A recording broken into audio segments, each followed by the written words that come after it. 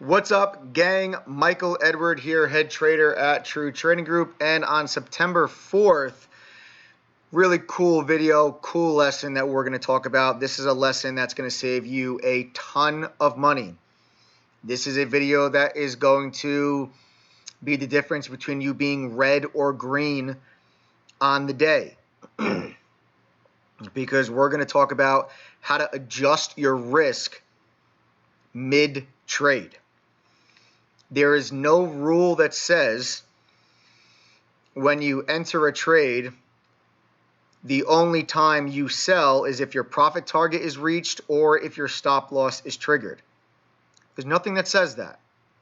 So don't pigeonhole yourself into that. Every single candle that gets put in, whether it's a volume candle or a price action candle, that's new information, that's more data that you can analyze to make a decision on where you think the stock is going to go. So a lot can change in between the time that you pull the trigger and you exit your trade. So do not just sit there and be stuck in the mud and just say, okay, I'm going to buy a stock at 11 bucks. If it gets to 13, I'm going to sell it for a profit. If it gets to 10.50, I'm going to stop out for a loss. Well, what about everything in between? I traded OPGN 3 times today. Okay, caught nice moves on all 3.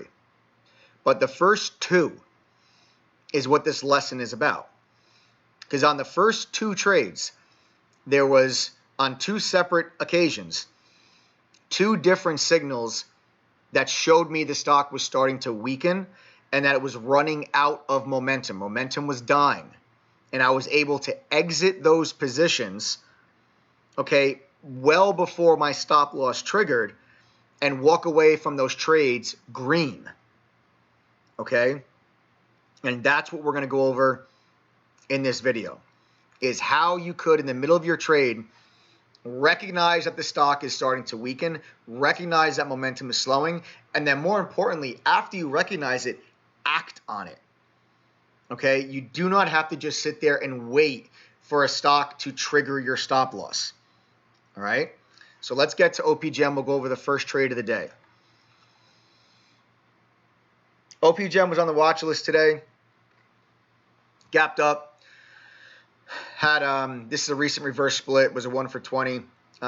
Small float. There's a short position on this thing. So this was my number 1 stock that I was focusing on off the bell. And we had the big gap up, and right off the morning gap, we extended higher on a real nice volume surge off the bell, and we put in an initial morning high. There's your initial morning high right there. Okay, after you get that, you identify the initial morning high after the stock gives you that first identifiable pullback. So there's your first pullback. So that's the initial morning high. Once I get the initial morning high, I draw out my Fibonacci retracement levels from yesterday's close because of the big gap up to the current high. And what I start to see is that we are finding support at the 23.6 Fibonacci level. You also have VWAP sitting just above it. What I also liked was that the volume on the pullback was really slowing down as compared to the volume on the surge. So the surge higher, strong volume, pullback, lower volume into support, support, support. I like it. I'm getting long. Okay. Went in here, jumped in long OPGN. I'll take you guys to my trade announcements. Long OPGN at 11.25. Stop. Let me zoom in. Long at 11.25, stop loss 10.40. Okay, we break up through the high of the day with a nice increase in volume, and there's my first take profit. Take it right off the table. Back to my trade announcements at 12.20. So 95 cents a share. Okay, on that first take profit, sold 25% of the position, and now I'm holding on to the rest, looking for follow through. But we didn't get follow through. Okay, we immediately pulled all the way back in to do what? Retest that same support level that I just got long in front of. This is a bearish signal that I teach our TTG members to look for. When a stock is inside of a consolidation pattern and there's a support level that is holding that consolidation, and the stock goes on to break through the high of the day and then immediately pulls all the way back in to retest the exact same support level that I just got long in front of, that is an early sign of weakness that the stock is running out of momentum. It's losing steam. And I call this this is just a bearish signal. So when I recognize that, I decide to get flat the rest of my position right there. Back to my trade announcements here. You guys can see sold out remaining OPGN at 1090. Remember, my stop loss was intended to be at 1040. That is a 50-cent per share difference. And I'm very happy that I exited my position there because we end up going all the way down to $10, okay, on this candle, and all the way down to $9.80 on this candle. Okay, so I would have gotten stopped out had I not recognized this bearish signal and acted on it. Okay? Every single candle that gets put in is more information. And when this candle was put in, that told me everything I needed to know that this stock is not going to extend higher right now. So I exited the rest of that position, okay, instead of waiting for 1040 for my stop loss to trigger. So I want you guys to really start to look for that type of signal. Okay, when a stock's in a consolidation pattern, you see that support level, you get long in front of the support level, the stock goes, breaks the high of the day, then immediately pulls back in to retest that same support. That's a warning sign. And typically you'll get a couple minutes before the stock pulls in. You'll get a couple minutes to make that decision. Okay, like I did, and that's why I exited the position when I did at 1090 instead of waiting for the stock to get all the way down to $9.80. And that's the difference between being green and being red. Okay, that's the difference. All right, so start to recognize this stuff, and then you can adjust your risk mid-trade. Second trade. After we exited that position, I came back on the mic. I said, guys, that's a bearish signal. You know, it looks to me like the stock has run out of momentum. I'm going to exit here, reduce my risk.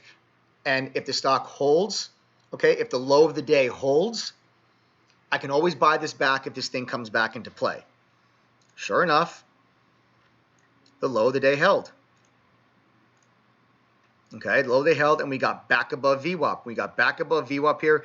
Volume started to pick up a little bit. It actually took a little bit longer, but right in here, it looked like volume was starting to pick up, and we just popped back above VWAP. The trade line was coming up into play, and I went ahead and I got long at $11.03. I got back in. Here you guys can see where we at. Here at 10:20, let me zoom in. At 10:21, you can see long OPGN again at $11.03. Stop loss that 1050 area. So here I am. It was actually on this candle. So here I am long at $11.03. Looking for a trade line VWAP crossover to push OPGN back to the highs. We get a little fade here.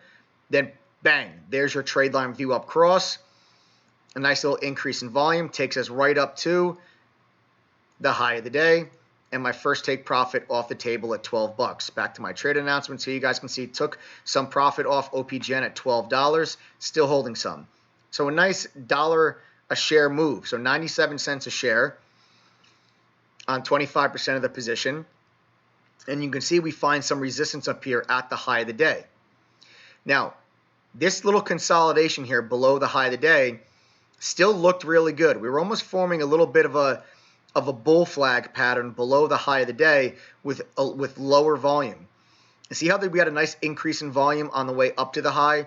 Then the volume really slowed down while we consolidated. Instead, we're making like higher lows here in this consolidation. All of those are good things. Okay, all of those made me believe that we were going to get this type of a move on OPGN, and my next take profit on this was going to be $13. That was the game plan. But it didn't happen. Okay, it didn't happen. We got up here, actually printed a new high on this red candle. This red candle, we printed a new high and then had a very aggressive pullback. Notice the volume on that aggressive rejection. I read that as a very strong aggressive rejection at the high of the day with an increase in volume that kind of broke down this consolidation. If I thought this was a bull flag, well, that red candle breaks that bull flag down, and that's a failed pattern. So when that happened, I'm thinking to myself, man, we just consolidated there underneath that 1250 high, tried to break through it multiple times, couldn't. Then we had this strong rejection, increasing volume, kind of broke down that consolidation. That's going to suck some momentum out of this stock. So when I saw that, I exited. Okay. Oh, let me use the right drawing tool. So when I saw that, I exited the bulk of my position at $11.54 right here, 10:55 a.m. Took more profit, 11.54.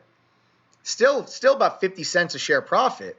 Okay. But what I'm doing here is I'm not locking in this profit because the stock is making this explosive move. I'm locking in this profit here because I'm recognizing that the stock is running out of momentum.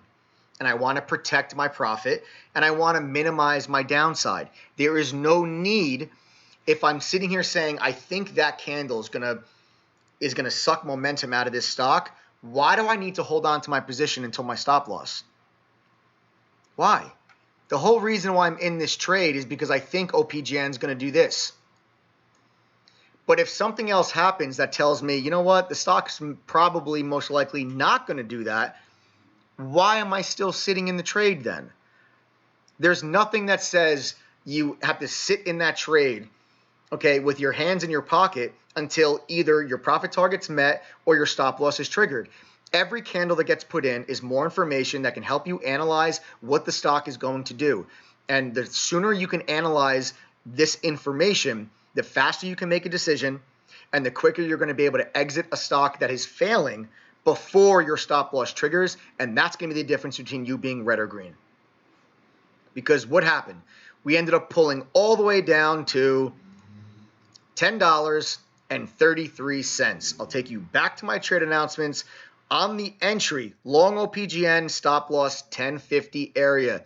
I would be stopping out on that pullback, red. Instead, I'm in at 1103, 25% off at 12, 50% off at 1154, and then I sold out of my last piece right here at 1090.